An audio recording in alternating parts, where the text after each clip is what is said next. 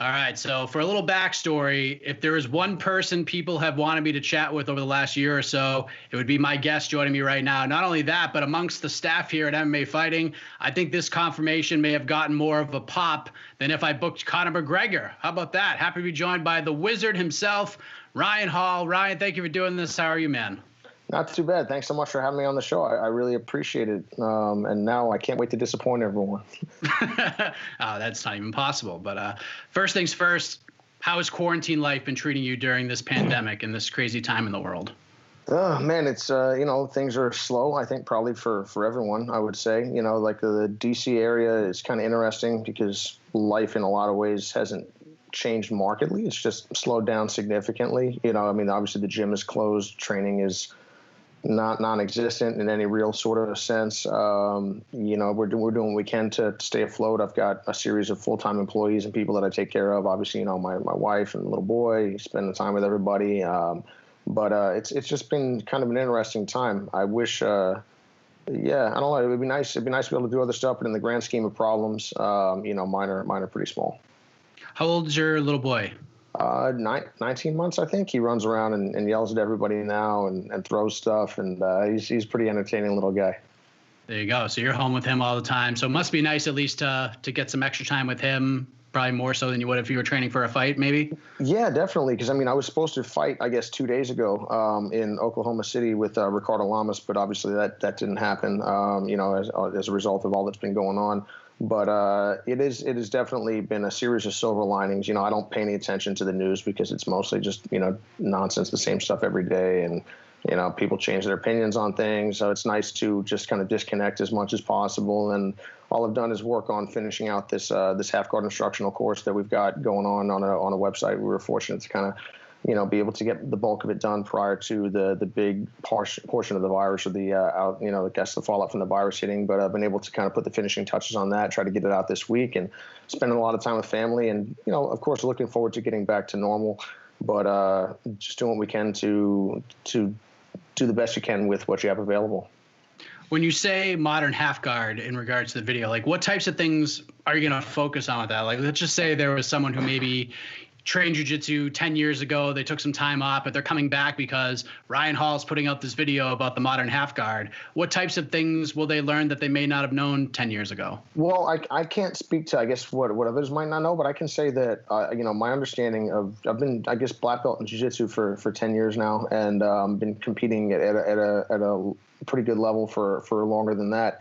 And, going to the MMA world is something that really has taught me, so much about martial arts and a lot about myself and a lot about jiu-jitsu itself and how I believe that it functions. And a lot of the understandings and the leaps that I've been able to make have actually come not only from fighting and training MMA, but training in the other arts, whether it's, boxing, wrestling, judo, taekwondo, Greco-Roman, things like that, where it gives you it's almost like looking at the same picture, but putting on a bunch of different lenses. And as a result, you see different things. And, and even almost you think about language, like the way that people talk, let's say the way that you or I might explain something in English, and then the order of description is different in some languages. In other languages, there's maybe almost like metaphor instead of literalism in certain areas.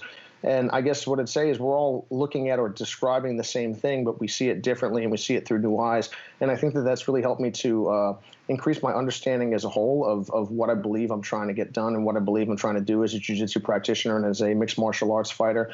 And, I hope to be able to impart a lot of that in the course. And I can just say that, we've tried to do our best to be as comprehensive as reasonably possible. And rather than teaching you about my path, I try to teach you about what I understand as the path, I guess I would say, the learning process for how to develop your own positioning and your own understanding.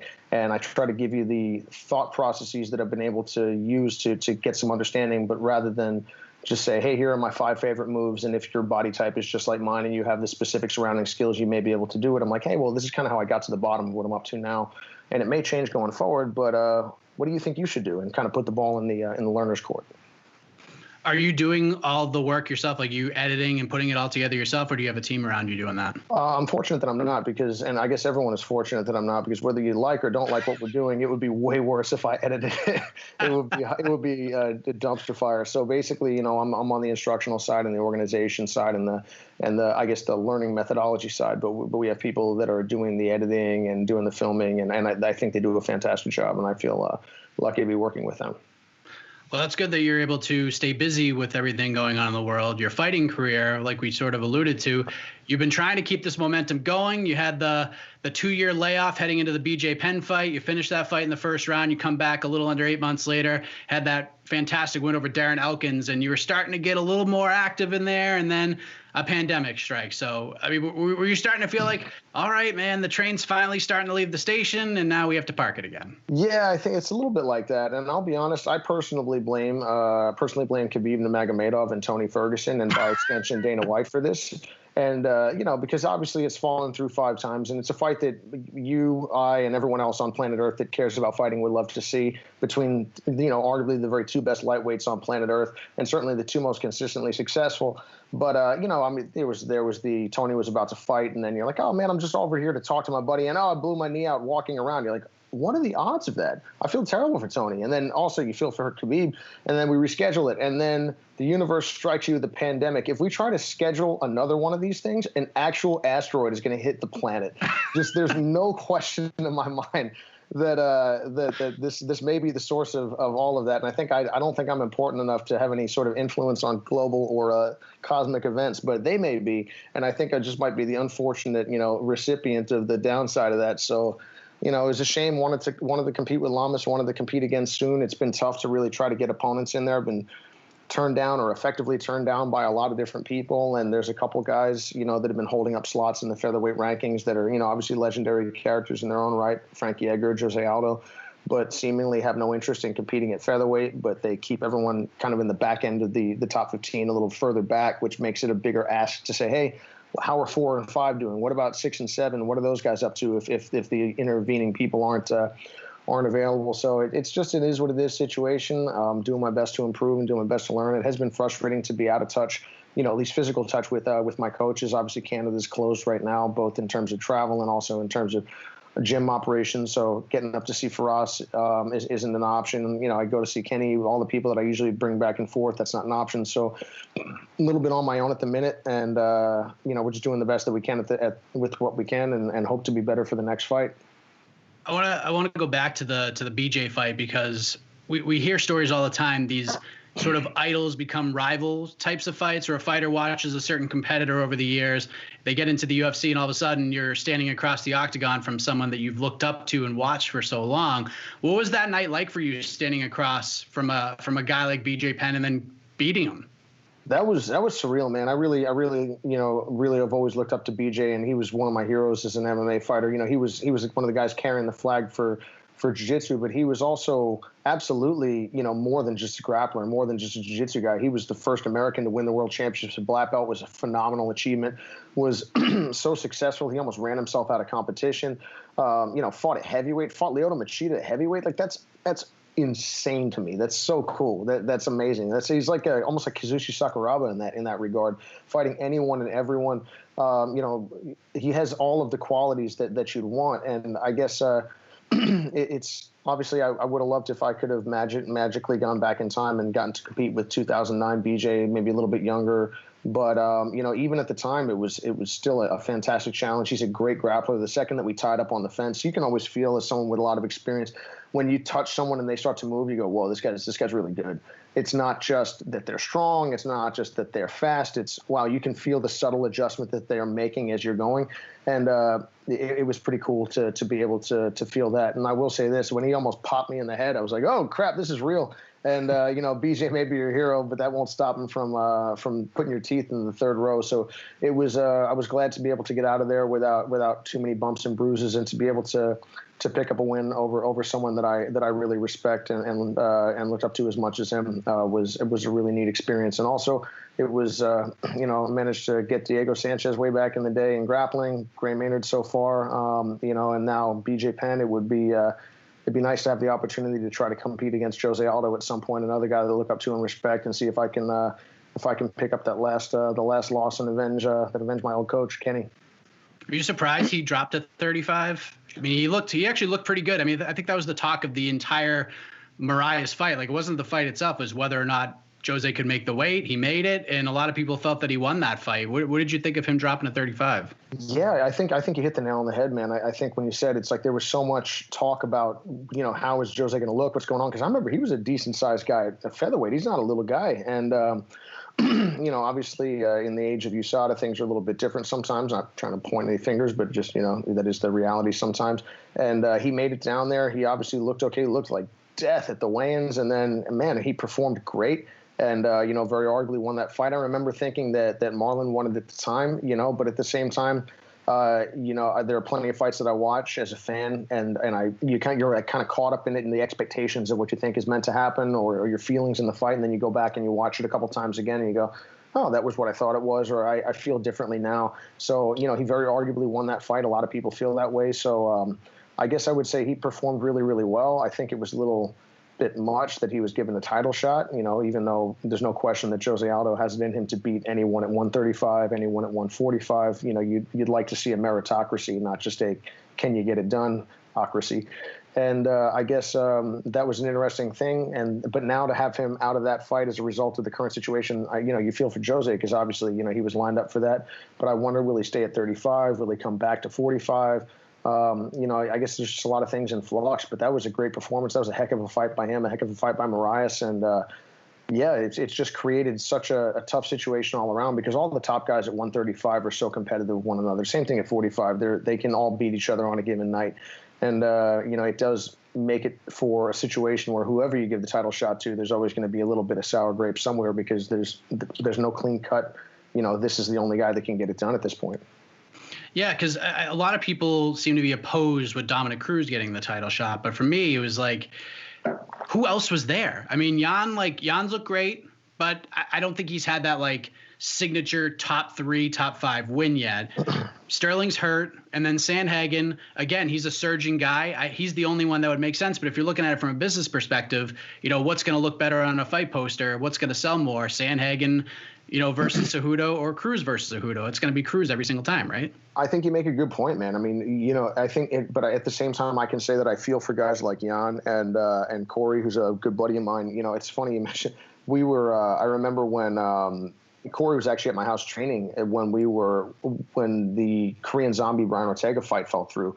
And I went and I immediately called and said, hey guys, if you need someone to fly to Korea last second, I'm your dude. Or if you have 4 other people that say no, just give me a call.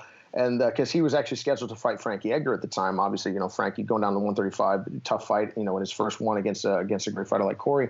And I remember coming downstairs. I wake up at noon that day, and I walk downstairs, and Corey's sitting on the couch with this what the hell's going on, look on his face. I'm like, you all right there, buddy? And he's like, yep, they gave the fight to Frankie. I'm like, well, huh. So they pulled Frankie out of his fight, put him in there with Zombie. I was hoping to fight Zombie. It was just an interesting thing how it all kind of played out. And then since that time, Corey hasn't had the opportunity to fight. So it is tough for guys like Corey, guys like Peter Yan. And I honestly feel similarly myself. There's plenty of people that I know for a fact that I can beat in the top, you name it, any one of them. And I'm not saying that they couldn't beat me too. Fight's a fight. But a lot of times I go, man, if I were to say, hey, can I fight Brian Ortega or can I fight Jose Aldo? People say, well, you don't have a win that justifies that. I'm like, well, that's fair for you to say. But the reason I don't have one of the reasons I don't have a win like that, or perhaps a performance that may justify that, is because other people won't step up and I don't get the opportunity. So you look at Dominic Cruz and you say, is there anybody else on that Dominic Cruz level in the guys that you mentioned? And like you said, who's going to look like that's the fight on the fight card that I want? And is Dominic Cruz as deserving historically as anybody that we can imagine of this fight? Dang right, no question. Dominic is a champion of an athlete, champion person, has had to deal with an unbelievable string of bad luck that, for him to come back through that is staggering. It's an unbelievable achievement in addition to everything else that he's actually physically accomplished in the ring. But so I can absolutely see, that fight, and I look forward to watching it. I'm excited to see Dom back in there. I'm excited to see that fight. But at the same time, you go, man, maybe Peter and Corey would have had the opportunity. Maybe they would be on that level, at least in our mind. and then as a result, potentially comparably deserving, at least at the minute, if they'd had more opportunity. So I guess it's tough, but like you said, fighting is sports entertainment, and how things look on a poster and the financial side of things is as much of or more of a reality than sometimes the competitive aspect. So if I were the one making the decisions and I was trying to put some dollars in the bank and also bring back one of my great champions, I would put Cruz in there too. Yeah, and that was meant to be no disrespect to anybody, because all of them are deserving. And I think Corey Sandhagen's going to be a future world champion at some point. He's going to have that title around his waist at some point. But did they give you a reason why you weren't given the Korean Zombie fight, or did you find out what had happened once Corey had told you? No, I guess you find out. All I did was just say I'd like to throw my hat in my name in the hat, and if you guys need a guy, because ordinarily I would only fight with a real fight camp, but then every now and then there comes an opportunity to make an asymmetric gain or an asymmetric gamble where you're like, hey, I'll be going to the other side of the world, which is a huge disadvantage. Like, that's a pain in the butt, particularly last second. I'll be doing it on, almost no fight camp. I'll be doing it on, having to cut the weight last second. But you're like, hey, this is a unique opportunity to compete against someone you respect, someone at a super high level in Korean Zombie and even to main event. And you go, yeah, I would do that in a heartbeat. But, I just said, hey, I'm in if you guys need a guy. And, of course, I guess they'd gone a different direction by that point, or they had elected to go a different direction. And I'm obviously not privy to the discussions as to who or why for the UFC. They make the decision that they feel is right, and they've brought the company to this point, and they know what they're doing. But I still remember hearing, oh, man, well, Frankie's going to fight Zombie, and then he's going to fight Corey Sandhagen. And I was like, if there's one thing I know is not going to happen, it's that. And I'm like, because you don't fight a guy that's nicknamed Zombie, generally speaking, and that's not an ironic nickname, man. And walk out of that fight with no scratches. And if you do, it's an act of God. And Frankie's obviously an amazing fighter, but sometimes the style that he fights, he's in it. You know what I mean? Like he doesn't fight like Stephen Thompson, doesn't fight like Wonder Boy. And it's not a knock. I'm as big a Frankie fan as anybody else. But I remember thinking at the time that was probably an unrealistic thing for people to expect. To have two back-to-back fights against two people that have a reputation for chewing guys up, win, lose, or draw, and hope that you get back in there. But you never know what's going to happen, man. But I guess I just remember thinking at the time that was a little bizarre. Your last fight was against Darren Elkins, and that fight was crazy because you got to show some different sides of you that a lot of people hadn't seen before. You knocked him down several times in that fight. He's a very durable guy, as you obviously saw in those 15 minutes. But the second round was crazy. We were seeing spinning stuff, and they were landing. You were knocking him down. Like, it had opened up a lot of eyes. Like, was that one of the more important fights of your career? Because, although the striking game may have always been a big part of your repertoire and maybe nobody saw it before, everyone actually got to see it this time, and everyone reacted to it in such a positive manner. Yeah, I mean, I'll be honest. It was really neat to get to compete against Darren. I really, really respect Darren a lot. He's a super tough guy. Again, the damage is not an ironic nickname. This is a man who doesn't play around. And then also when you get it tattooed on your chest, you are committed, man. And I guess that was really cool because I remember the first time spinning and whacking him with the spinning kick and going like, all right. And then he just rises up. You're like, sweet baby Jesus, how is this man alive?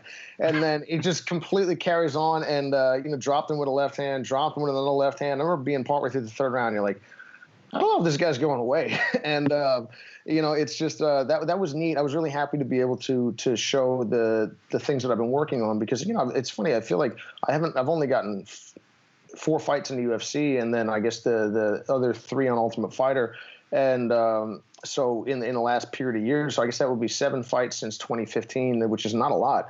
But I've been training mixed martial arts for a long time, and I've been taking this seriously for a long time. And when I'm off, I'm not fiddling around. I am waiting for a fight. I am waiting for really good opponents, and I'm preparing to fight the best guys. And I guess the way that the career path that I've taken to this point is like, okay, I'll fight once a year if that's what you want me to do, but I want a big step up each time. I want a serious guy that I can't fiddle around with. If I'm not significantly better in this next fight than I was against Darren Elkins, I don't expect to do well because I'm asking for the best people available. And then if I manage to get past that guy, then I'll have to pull it off again. But I like to think that I've shown some significant improvement in each fight. And, coming into the BJ fight, I was off for 2 years. And I went up a weight class to face him. I didn't get to fight him at 45, which would have been much more comfortable for me.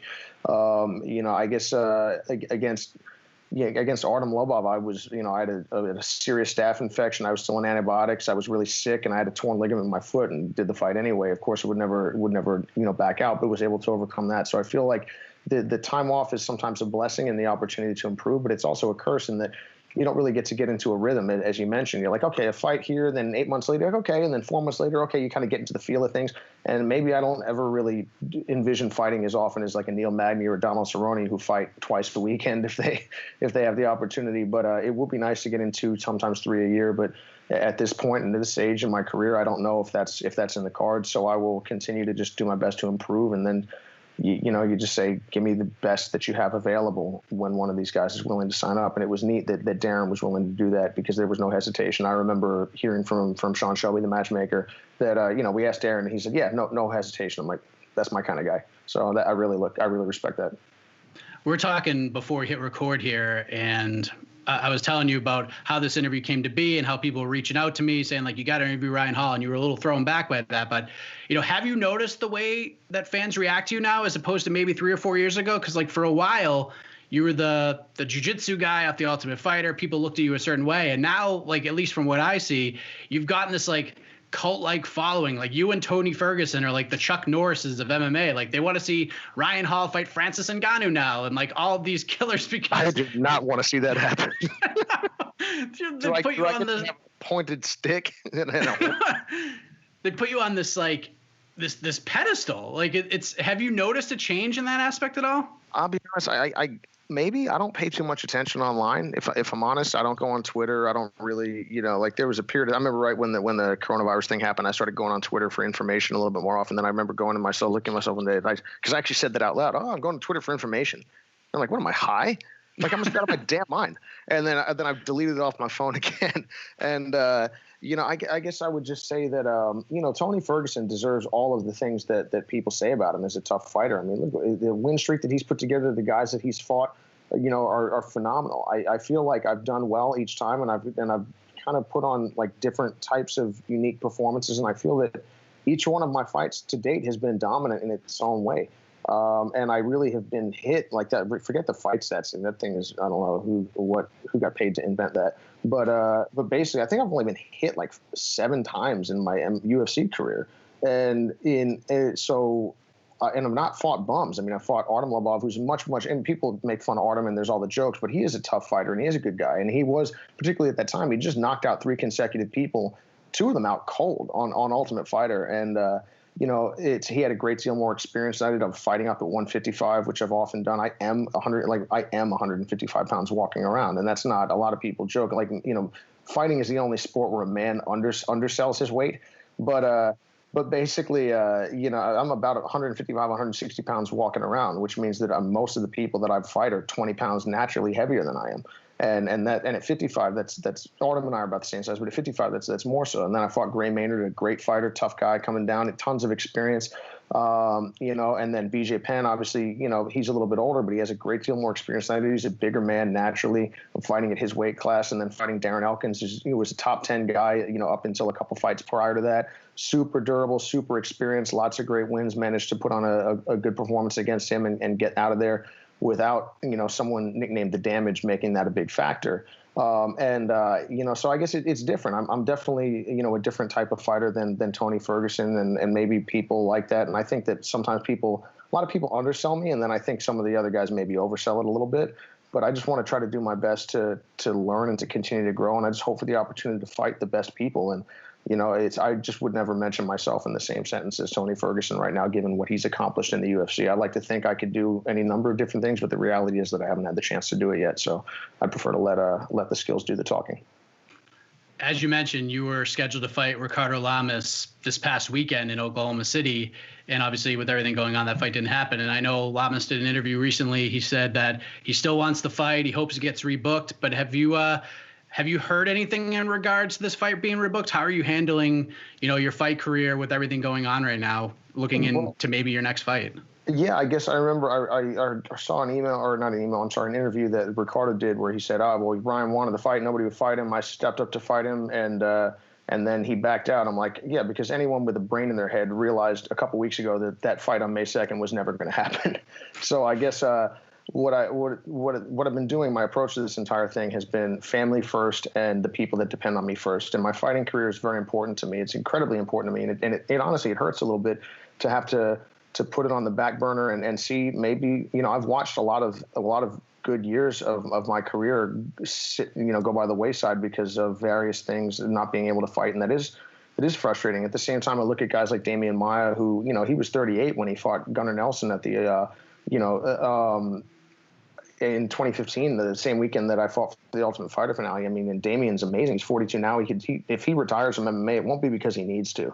It'll be because he's just decided that his time is done and he's going to go do other things. So it is nice to know that, I just turned 35. I don't have much mileage and I can continue to fight, but it is frustrating and it does hurt to watch that go away no matter how it is. But I have to recognize first that I have a business and I have people that depend on me.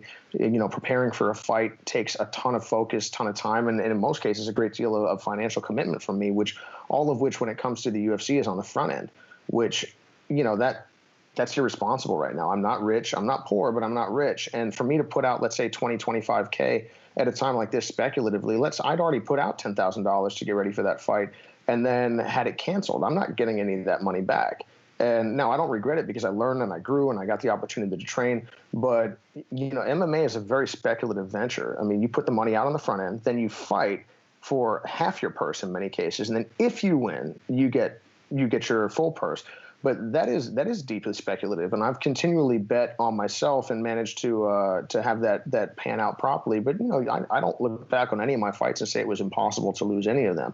Every single fighter that I've fought to this point, because I've only fought tough people and I've always asked for them, has absolutely had it in them to beat me. And every single person that I fight going forward will have it in them to beat me. And as a result, there are no guarantees, and it's not a best of 10. So the better fighter doesn't win. The person who fights better on the night wins, and that could work for me and that could work against me. So I guess what I would say is if this gets rebooked, great. I respect Ricardo. Ricardo's a great fighter. I don't care if he's not ranked. I was willing to fight out of the rankings if necessary because I don't handpick my fights. I handpick my fights in the sense that I am asking for only the best people. I am not trying to dodge challenges. I'm not trying to dodge anyone who's difficult, and I'm not trying to dodge difficult style matchups. I think in many regards, Ricardo is a difficult style matchup, and I like that. I think that's the sort of thing that makes you grow. But I guess if that fight gets rebooked, that would be great. If it doesn't and they're able to find someone else comparably or increasingly challenging, hey, I'm in. I'm here to know that I fought when it mattered and I stood across the cage from the people that were the best that I could at the time that I could for as long as I could. And then one day it'll be over. But that's all I can really say. And, I guess we'll just look forward to getting back to regular training, getting back to a situation where everyone can put their best foot forward and the chips will fall where they will. So if the UFC called you like in your management team tomorrow and said, hey, well, we can rebook this fight for, June 20th, would you say no to that? Yeah, I would say no to that because my gym is still closed by law. I can't, I'm not putting my livelihood and it's not just me. If I were living by myself, 10 years ago, I would do whatever the hell, because it would just be me. But now I have myself, my wife, my son, 5 other full-time employees, that depend on me. I'm not going to selfishly put their well-being at risk just because I want to compete. And I'm willing to stand behind that, even if it means the end of my career, which I don't say that lightly. I say that very seriously because I've worked my entire adult life to get to the point where I have the opportunity to face a Ricardo Lamas, to face a Jose Aldo. These are the people that I've watched on TV that I want to be like and that I wanted to compete against. But at the same time, it would be inappropriate for me to risk, without their consent. And even with their consent, maybe they're just being cool. I can't take that chance. The people around me. It's my responsibility as a man and as a business owner to do my best to help them. And then if and when this situation, we're able to all resolve it to one extent or another, and we're able to prepare properly and not put everyone else, mortgage everyone else at the same time, then I will always be there the same way I've always been there against the best challenges available. But I'm not willing to compromise to do it. So it's not enough for the UFC to put events on, have the 3 fight cards and keep the train moving. You need to see restrictions banned. You need to see numbers rapidly decline. You need to see a lot of changes, right? I guess what I would say, I'm not a virologist. I'm not a pathologist. I'm not. All I need is the ability to to prepare properly and feel like I'm not putting my gym, like I'm not doing anything illegal. I'm not going against local law. I'm not doing anything irresponsible. I'm not willing to put other people at risk. Would I risk getting the coronavirus to fight? Absolutely. Come on. I mean, I'm not in a high risk group. If this punches my ticket, I'm like, well, dang, I didn't expect to win the lottery like that. But, but again, there's more to it than that. So I guess I wouldn't say something specific like, there's not a specific set of criteria that I need, but I would need to be able to prepare properly. And I would need to make sure that in so doing, I'm not putting the livelihood of all the people around me at risk, because it just wouldn't be responsible. Kind of taking a different turn here, because you mentioned Tony Ferguson. Obviously, he's got a big fight with Justin Gaethje coming up on Saturday. It's just a wild fight on paper. Ferguson's great on the ground. He's excellent off his back, and Gaethje's got that wrestling pedigree, but we never really get to see it because he's so dangerous on his feet. How do you break that fight down? What are you going to be looking for from these guys? I am this is, if you could make a fight like one of my Magic Happy Land fights, this is obviously this is no question going to be one of those. I'm a massive Gaethje fan. I'm a big fan of Tony Ferguson. It's Tony his ability in scrappiness and playing off of his back, and he's long and he's creative. And in certain regards, a little wild, it makes him such a wild card. And I mean, I still remember that there was like a picture that was going around a little while where it, just to put in perspective, like it showed the faces of all of the people that have fought Tony Ferguson in the last while. And you go, holy moly, they look like they've been in a slasher film, man. And it's not like this is not a tough group of people. And Tony had sometimes absorbed some damage as well. But I think one of the things that makes him so offensively dynamic is the fact that he is out there. You can find him. You can hit him a little bit. But at the same time, he's when he gets going, man, he's overwhelmingly offensively effective. He's dangerous from all positions. He's always attacking, always moving, obviously has the heart of a champion. So Gaethje is so similar in that regard. They just use a different set of tools and he's obviously physically different. But yeah, man, I know that Tony can wrestle pretty well himself, and it's something that doesn't often come up as at least not in an obvious sense in a lot of his fights. Same way Gaethje uses his wrestling more in reverse to stop people from stopping him from Justin Gaethje and them. But in older fights, I've seen old highlights and videos of him just launching guys. So I think he was an All-American D1, so he can definitely wrestle. I guess it's difficult to pick. MMA is such an interesting sport because there's so many different ways to win and so many different ways to lose that it's so volatile by nature compared to, let's say, a basketball game or even a boxing match, which is relatively sterile. And I think in a lot of ways people haven't really figured out how to fight MMA in a way that limits that volatility. And I think that's something that Floyd Mayweather has done brilliantly in boxing. And it's something that a lot of times doesn't resonate with the average fan maybe, or even the average competitor, because they go, oh, what are you doing? You're not even fighting. And you go, well, that's kind of the idea. In certain regards, but then we watch his method and we watch his success over the years and we go, man, there's something to this Floyd guy. And you also see him, obviously, when he gets touched, when he gets in trouble, he has all the grit of an Arturo Gatti when he needs it. He just turns that on and off. So I guess this fight is unbelievable because both of these guys are there to put you away. And I really love the way Gaethje approaches the game because he doesn't say. I think a lot of people pretend to be Justin Gaethje and aren't. They're like, "Oh man, I'm gonna get you and I'm gonna knock you out and you could never knock me out." He doesn't say stuff like that. He says basically, he's like, "Oh, if you don't knock me out, you're gonna have a really rough night." But I didn't say you couldn't. I just don't think you can. We'll find out. And I think that he's as mentally tough as anybody out there, and he stands behind his words. He's an unbelievably entertaining fighter and a super skillful dude. I'm excited as a fan to see this one. Yeah, it's going to be a great fight. It's a lot of moving parts in the UFC right now. 55 is great. 35 is great. 45 is great. That's your division. We got Jeremy Stevens and Calvin Kattar fighting this weekend. That's a big one. And then you got guys, coming up like Sodiq Yusuff and Shane Burgos making their way up the ladder. Zabit Magomedsharipov in the top 3 right now. Plus you got the mainstays like Holloway and Yair Rodriguez. We got a new champion in Alex Volkanovski.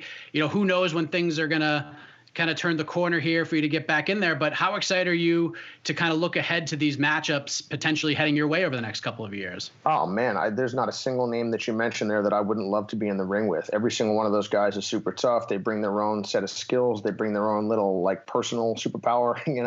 They all have certain things that they're particularly tough with, and they're excellent fighters overall. It's been really neat to see such a smart fighter like Volkanovski make his way up the tree and do so well, not just not just a tough guy, not just a skilled guy, but a very intelligent guy in the way that he approaches the fight game. Obviously Holloway's a great fighter. There's so many guys that I look forward to. So I'll be excited when we get the opportunity to get back in there. And I know that, that win, lose, or draw, I will give everything. And we will continue to fight the best people available for as long as we're around.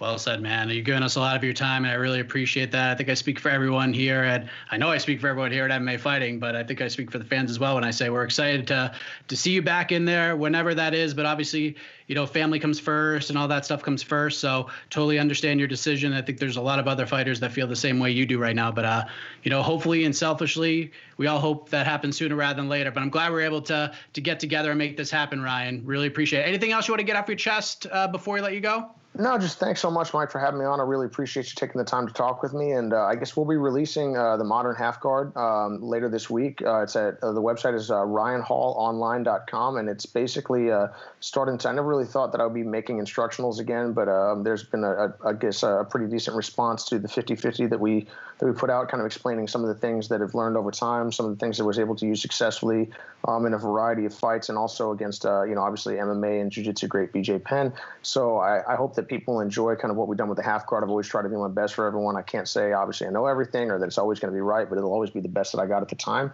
So I hope that people will enjoy that. That's all I can say, and I'll look forward to getting back in the ring as soon as we can. And I just hope to put on good performances. So thank you so much, Mike, for having me. I appreciate it. Thanks, Ryan. Take care. All the best to you. Take care.